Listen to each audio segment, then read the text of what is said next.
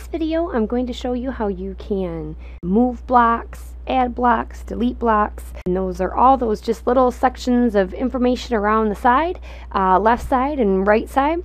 Depending on your course theme, sometimes the blocks might always be on the right and none on the left. In my Moodle course, I have already turned the editing on. Let's just take a look here at the search forum.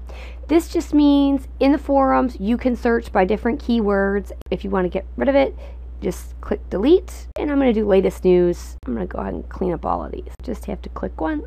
And you'll notice here this one doesn't have any of those little tools because you cannot delete this block, and navigation block you cannot delete either. You can only edit it. If I go down here, that's the same thing for the settings block. And when the ones that we deleted a second ago, they're not gone forever. They're actually just in this drop down. So like we had latest news. So you'll see it's back here in this menu of choices. There's going to be a document in this lesson that is going to be, it's from the Moodle.org website, and it is going to go through and list what all of these blocks are and what they do. I'm just going to add a couple of the ones that I like. Then, you can go through and that's what you're going to be exploring, which things that you think you might need, and some people might prefer to have less blocks at first. So it's all up to you. So I'm going to go in, and this one's a good one. It says logged in users. So if you have this block, it's going to show anybody who is logged in, and so right now it's only me. So it also gives like my name, and it says where I'm from, and it gives my email.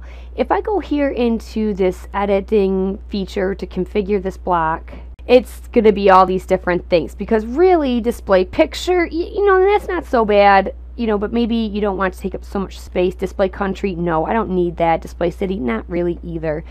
Display email, I'm going to say no. All I really want is the person's maybe name, and I'm going to save changes. That way here you just get a list of students who are online at a current time. And if I go back down to the menu to add a block, I'll show you another one that I think is very good, is the one that is for section link. This just means it's a link to each of the sections in your Moodle site. So if, let's say you're getting down to like week 6 here, or module 6, and if you want the students and they log in, and you could just tell them, okay, today we're going to be working in module 6. Students come into section links and click on 6, and it'll take them right to that section. So that one is very helpful. The big thing about the blocks, I just wanted you to, it's pretty self-explanatory here how you can delete them.